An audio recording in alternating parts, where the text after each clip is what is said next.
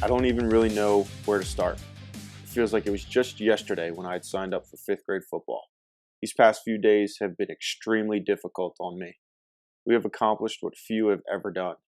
We broke a streak that started before we were even born. We started a new tradition.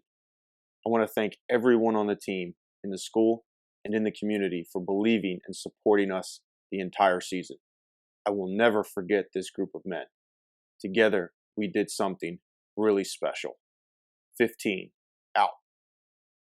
Those are the words of Jake Frantl, high school quarterback up in Wisconsin, who just finished a crazy, remarkable senior season. So today we've got a great episode, special episode for the QB Dad series where Steve Frantl and his son Jake join us. Steve was the quarterback's coach and obviously father of Jake, and kind of walk through this great season that they just had. Jake's senior season, 11-1. We talk about how they implemented QBIQ and what it was like for them this season with breaking records and kind of achieving something that the school has never done and the community has never done. Really cool to hear their perspectives and the excitement and enthusiasm and joy that this season has brought them, and really the knowledge and level of improvement and confidence that they all developed using QBIQ. Pumped for this one. It was a great conversation. Somewhat short.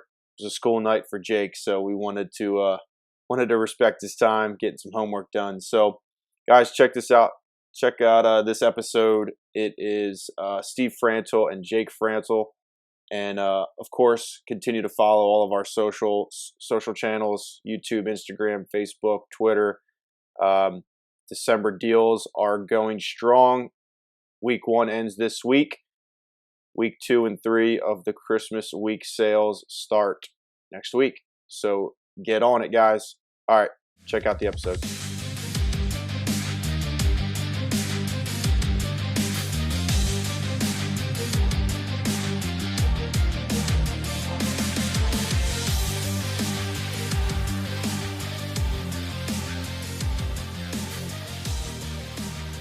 So how did your season go for you this year? We did very well compared to last year. We finished 11-1 and had one of the best seasons in school history. Well, that's pretty special. Yes. So what did that feel like? I just read your last Instagram post, and you kind of did like a whole kind of a whole mic drop moment for you. So Yeah. what was that? What did that feel like? What was that experience like? Yeah, it really sucked coming to an end. It was really tough, and it was just really sad more than anything else. Like not knowing that I'm never gonna have my dad as a coach, or I'm never gonna play with my buddies that I've known since 5th grade. And, it was just really tough that, like, seeing it all come to an end. Yeah, so it sounds like it was kind of a bittersweet, going 11-1, a really successful season, and then obviously coming to an end, not the way you wanted it to come out. Kind of a bittersweet moment for you. Yeah, for sure. So, and Steve, so you were what position do you coach? Quarterbacks. Quarterback. So I had All Jake. right, so Yep, I had Jake as my coach, and it was really a good experience because I had other kids that were involved in this also, and when we just started picking this up a couple of years ago, I mean, we brought it down to the JV level and freshmen. I believe our freshmen were 7-1, and our JVs finished 6-2, and our varsity was 11-1. Everybody is using this system now, just in our high school, and it's just unbelievable the difference. Well, that's awesome. That's awesome. So, how did it help? So you've been coaching football, obviously, and you're coaching quarterbacks, coaching your son. That's an interesting dynamic always. So before we get into that, what was you just brought up QBIQ and you guys using it. So how where did it help your game the most as a coach, Steve? Was it like field position, like a play call, where was that area that it just made you more confident? It's funny you ask that because I picked it up a couple of years ago. I actually had surgery on my arm, and I got the video from Chris, and I had watched it, and I went back and looked at all our film from a couple of years, and I'm like, okay, everything that he was talking about in the video was spot on. So it was 2 years ago. It was just basically myself, Jacob, and our offensive coordinator, wide receiver coach that were picking up on it. And then this very last year is where we literally implemented it with everybody. Everybody's on page. That's the difference right there. I mean, all levels, the wide receiver coach, the quarterback coach, the head coach. And then, and our head coach is our defensive linebackers coach. And now he's, using that stuff like, hey, if we're in cover two, this is, 2, 4, 6, 7, bang, 9 is what, could hurt us. So they even picked up on it, knowing what other teams could do. And that just tremendously, that helped a lot. Yeah. That's a great statement. He's kind of doing the recon mission on the defensive side of, okay, so if this is how offensive minds are talking and thinking, if this is how the quarterback, the OC, the quarterback coach, whoever's calling the plays is thinking and what they're seeing, then, we need to take that into account as a defense to say, okay, we're not going to just jump ship and abandon, but we need to be aware of the triggers and the body language and all the different things that they're looking at. So that's so cool to hear that it totally helps your whole team, like a holistic kind of approach instead of just the quarterback, the quarterback coach, the OC. Yes. Yeah. And that's like awesome. I said too, then when you get in unison and everyone's on the same page, it's just the drills that you're doing, the footwork, the timing, all of that, all those little things that we picked up on learning it from the QBIQ. It when it goes down to all the levels and everybody's on the same page and then everybody sees the results. It's, like I keep telling people, I just say, hey, it's a no-brainer, Yeah. Now, Jake, from your perspective as the player, was it hard for you?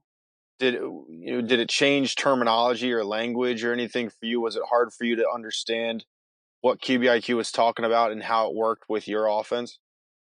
Yeah. So, when I first picked it up, it was, when was it? Like the spring it was about the spring. And so just like learning it, and it was really simple, but I could tell that I was like thinking too much.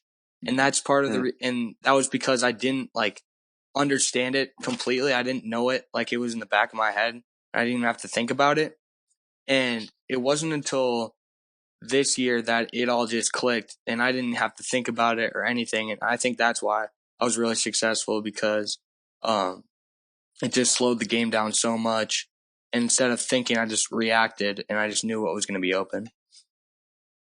That's awesome. So you reacted, and probably you also were pretty proactive because you're kind of knowing this information before the ball was snapped or before a defense was dropping into coverage. You were able to pick up on certain observations to say, okay, preemptively, if I'm a betting man, I'm going to say that they're going to do this.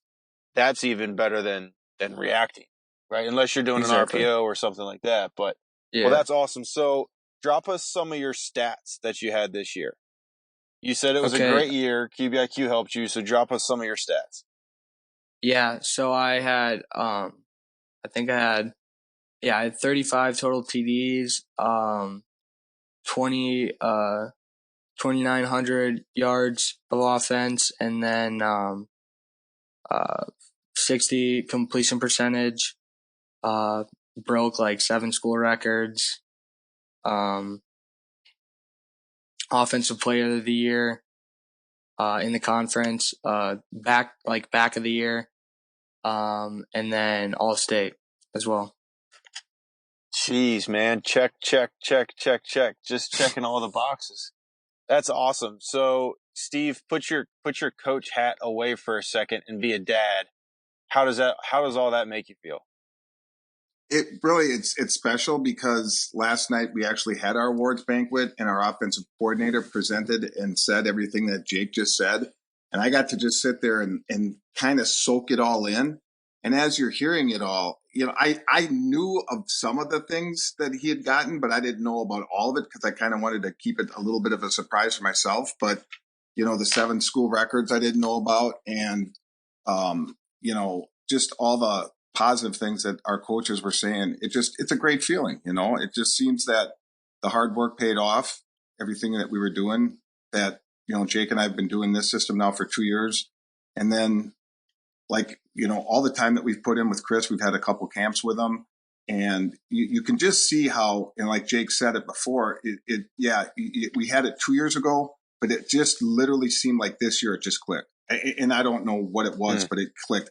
I mean, and Jake mentioned that he had a 60% completion rating, but there were a lot of drop balls. I mean, we had some receivers. We had one game, we had 6 drop balls in one game. So it could have been higher, but it was still impressive. I mean, there was not, like 3 years ago when he was quarterback, there was it was the timing issue, and the route running wasn't, everything was just kind of a mess. And we've cleaned that up lately as a team. And as I mentioned before, that's the biggest part, just getting your drills down to where it's, okay, this is what we're going to do because we know this is going to work. And here's where we're going to be throwing, the slant. Here's where we want it. Here's your footwork. Here's your timing on it. That's just, right. The slants now are just, it's easy. It's like falling off a log. I mean, it's just that easy. Yeah, I think you get out what you put in, really. Last year, didn't put so much effort into it, and then this year really putting in pretty much everything, and then the results show are the examples. Yeah, man, that's great. That's a powerful statement. And for everyone that's listening to this, if you guys haven't picked up on the subtle accent that they have, they are from up in Wisconsin, pretty close to Canada, if I'm not mistaken. There's a little accent in there. So yeah. kind of getting away from the kind of strategic and QBIQ and the fundamental and the footwork and timing and all that. What was this like, right? Internally, you guys know, Jake, you just pointed out like the work that you put in, you get out what you put in. And so what was this like for the community? Do you guys have a good football community in the high school area that you're in? Okay, so as you just mentioned, we're from Wisconsin, so of course we're gonna have snow. So in our first, it was round 1, we had a blizzard 2 nights before our big game, and I was at home, and we had about 100 community members show up to our football field and literally shovel it off the entire field. And wow. And then we win that game. We go to round 2, and the same thing happened 2 nights before, and everyone showed up and shoveled the whole field. And then it happened again for round 3, and it really brought back the community together, because previously we've had some shaky seasons, and it really brought everyone back together. Man, that just kind of gives, like, I picture that kind of gives me like a Friday Night Lights movie kind of feel of everybody just chipping in. And it's even better when you guys are having success and you understand why you're having success internally as a team. It's very like kind of micro, right behind the walls. But then when that seeps out into the community and then they pitch in and they're involved, man, that sounds like an incredible experience that you guys had. Mm-hmm. Yeah, we had quite the turnaround, because 4 or 5 years ago, we were struggling as a football team and a program. Our new coach came in exactly 4 years ago, and that's when the changes have been made. And this last year, when we won conference, we knocked off a team who had either shared or won the conference in this conference that we're in for 18 straight years. It's almost like unheard of. And this is the first time that we beat them and we had won the season outright. Like, we didn't tie with them or anything. And it's the first time that has happened in 18 years. Like our coach was saying last night, like that's like unheard of. It's an unbelievable accomplishment when you think about that. A streak that started before I was even born. Yeah, man, that's pretty special. That's really special, actually. That's super cool. So, wanted to ask you, and as far as implementing QBIQ, Steve, you said it's been about 2 years, and for whatever reason, it wasn't picked up right away, or you didn't quite see the immediate success, or whatever the situation or circumstance was. So Jake would have been, what was he, a junior? So Jake, you were a junior when you got into QBIQ. Okay, so yeah, I think it was really it was my junior. Okay, so really for both of you, but Steve first, having Jake be a junior, dive into QBIQ and implement his offense into QBIQ, do you think that he was at a good age, or is he too young? Is it too advanced for that age? Where do you think that falls in for the age of a quarterback in QBIQ? Well, after I watched the video and read the books, I mean, you can do this for, I would even think 7th and 8th graders could pick up on it. To get into the really, where it gets a little bit more complicated was like truly reading the defenses, because that's the biggest part is where the defensive backs, how they're lining up, are they moving, stuff like that got a little bit more complicated.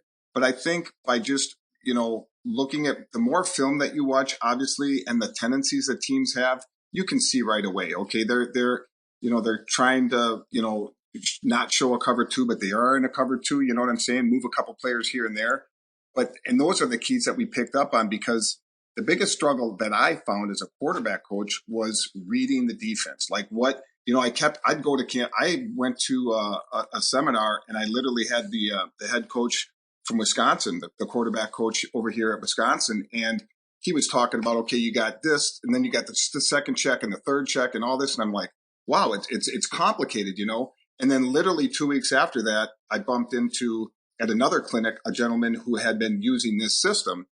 And he got me hooked on it. And as soon as I got the video, I'm like, okay, a light bulb went on. It was so easy to pick up on, and what I did, I mean, fortunately, like I said, I had shoulder surgery, so I was off work for a couple of weeks. I'm watching film all day long, and I'm going, oh my gosh. And I'm like, this is so easy, that I think anybody can pick up on it. Really. It's I mean, like I said, freshmen all the way through varsity level easily at high school.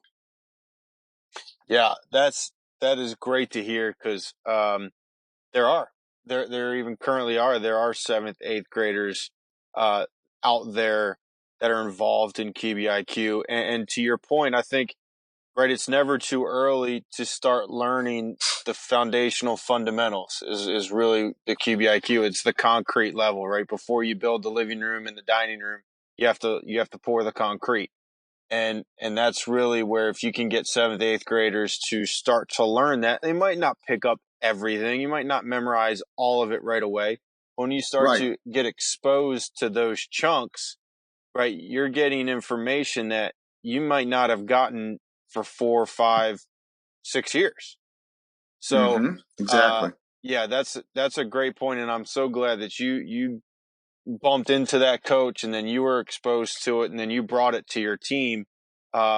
We've had a ton of relationships with all you guys up in Wisconsin. Been to the WIFCA conventions and clinics and all that. And one thing I got to say about all you guys up there is I've coached many different states, high school and college level, and there's not a nicer group of dudes than the football coach community up in Wisconsin. So, and you guys all are just enthusiastic to learn, like to just grab resources and figure out how to get better, which is so great to see. Yeah. And so, I know the clinic you're talking about, and that's where everybody, literally every coach in the state, gets together for a weekend and they share information. It's not like everybody's hiding anything, and then obviously you guys were there, and I think you guys had success, and it's an eye-opening experience because you have to see what else is going on and what other information is out there, because you can hear about, oh, just do it this way or that way, the old school way sometimes. And then I think, like I said, the QBIQ system is just so, it's not overly advanced, I guess is what I'm saying. It's almost like it's so easy if you just follow the steps and just, play the rules, just, everything that you guys discussed in the cover 2, cover 3, just keep it simple and don't make it complicated. Right. And it becomes very simple, very easy. Yeah. And this fit, and your offense plugged into it fine, right? I mean, there was nothing that, it didn't change the way you guys called plays or anything like that, right? No. Your offense just plugged straight into it. Yes, absolutely. Yep. It was a very easy transition from, in any playbook, what other teams are running, our route tree was the same as the one that Chris had talked about. There's a few different, routes in there, but we added them in and just learning the simple things like, the bang 8 and the bang 9, when to throw it and how to do it. It like I said, the biggest thing is to get the entire coaching staff on the same page. And then it really helps a ton. Yeah, no doubt. Coaching staff on the same page, quarterbacks, receivers, then you really start to see the artwork and all of the moving pieces. Well, that's great. So Jake, this is your senior season. It's over now. What's next for you? Yeah. So, the recruiting process has been, kind of slow. I have a couple of Division III schools looking at me. A couple Division II schools, no Division I schools, and I kind of, feel underappreciated or just am really shocked, actually. Okay. Yeah. Yeah. Well, I'm sure coaches and your dad has surrounded you with this of let that fuel you. Don't let it hinder you, right? That keep that kind of chip on your shoulder and say, it's not personal, right? It is what it is. This process is what it is, whether it's, good, bad, ugly, the whole deal. Keep that chip on your shoulder and keep going. 'Cause in this day and age, especially more than ever, there is a place for everyone. There is always a place to play. And so, Steve, as a dad, what's the recruiting process been like for you, trying to support and all that? The biggest thing, like Jake said, is it is difficult. It is hard because you hear of other kids that are, they're getting offers or, preferred walk-ons and such, like, stuff like that. But the thing you got to do is, like you said, hey, it is what it is. And I still think there's going to be other opportunities. Something still could come up. I know a lot of coaches are busy right now. I think once they get a chance to look at Jake's film, which his highlight film is very amazing. He's got some very good throws and good runs.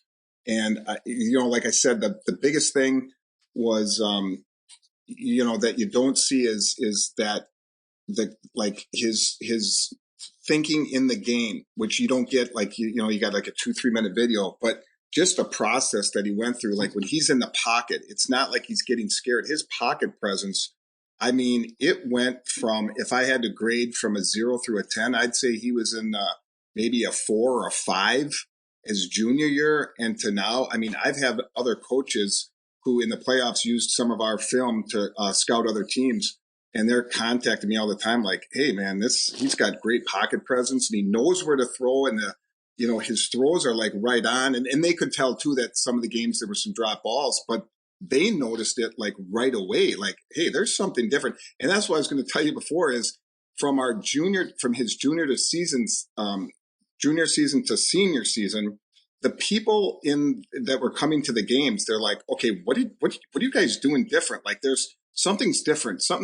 Like and nobody, it's kind of funny because nobody picked up on it, like last year. And I'll say this, probably 10 times in this, in our conversation here, is last year we were not as a staff, as a team, the receivers, we weren't on the same page. So it's like one person gets it, but nobody else does. As soon as everybody else gets their act together, gets their playbooks.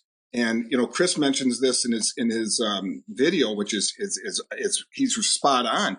How can you be in like week 5 or 6 and all of a sudden we call a play and you don't know your route? And all our kids, and that's, I think, why we went 11-0 to start the season.